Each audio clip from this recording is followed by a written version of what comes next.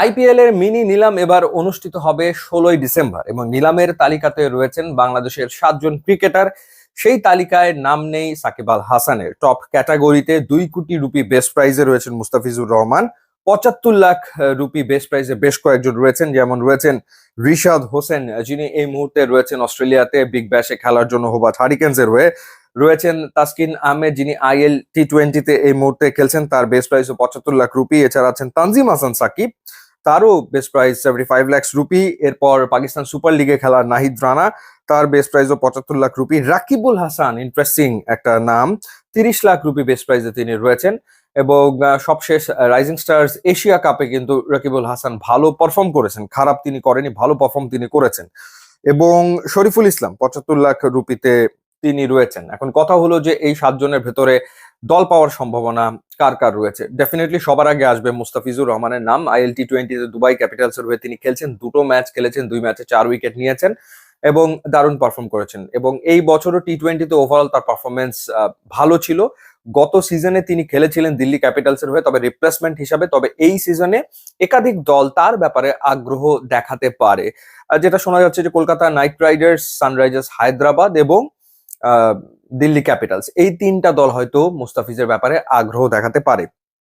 তবে আমার মনে হয় যে এই সিজনে ঋষাদ যদি আইপিএল এ দল পেয়ে যায় তাহলে অবাক হওয়ার কিছু থাকবে না, কারণ ঋষাদের পারফরমেন্স, হোবার্ট হারিকেন্সের হয়ে তিনি বিগ ব্যাশে তো খেলছেন, কিন্তু আমরা যদি ওভারঅল বছরটার কথা চিন্তা করি, এই বছরে ঋষাদ হোসেন উইকেট নিয়েছেন 33টা, 25 ম্যাচ খেলে 33টা উইকেট নিয়েছেন এবং টি20-তে এবছরে উইকেট টেকারদের তালিকাতে তিনি রয়েছেন 9 নম্বরে।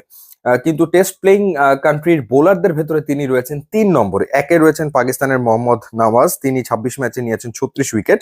নিউজিল্যান্ডের ডাফি, তিনি নিয়েছেন 35 উইকেট 21 ম্যাচে। এবং আমাদের ঋষাদ হোসেন, তিনি নিয়েছেন 25 ম্যাচে 24টা ইনিংসে বল করে 33 উইকেট। এবং ব্যাক টু ব্যাক 2টো ভালো বছর তিনি কাটিয়েছেন, অর্থাৎ 2024-এ নিয়েছিলেন 35 উইকেট, এবছর নিয়েছেন 33 উইকেট। ধারাবাহিকতা তিনি ধরে রেখেছেন এবং যেহেতু বিগ ব্যাশে তিনি খেলছেন, সুতরাং তার ব্যাপারে আইপিএল এর দলগুলো আগ্রহ দেখাতে পারে, একটা সম্ভাবনা কিন্তু ডেফিনেটলি রয়েছে। আর রকিবুলের ক্ষেত্রে, রকিবুল খুবই যেহেতু কম তার বেস্ট প্রাইস মাত্র 30 লাখ রুপি, এবং রাইজিং স্টার এশিয়া কাপে তিনি তো ভালো পারফর্ম করেছেন, সুতরাং সেখানে তাকে কেউ নোটিস করলেও করতে পারে। সুতরাং তার পারফরমেন্স যে কেউ নোটিস করেনি ব্যাপারটা কিন্তু তা না। আর নাহিদ রানা পাকিস্তান সুপার লিগে খেলেছেন, শরীফুল তো লঙ্কান প্রিমিয়ার লিগে খেলেছেন, সো তাদেরকে বিবেচনা করলেও করতে পারে। বাট উজ্জ্বল সম্ভাবনা মুস্তাফিজ, ঋষাদের আর তাসকিনের ব্যাপারে। প্রত্যেক সিজনেই কোনো না কোনো দল তো আগ্রহ দেখায়।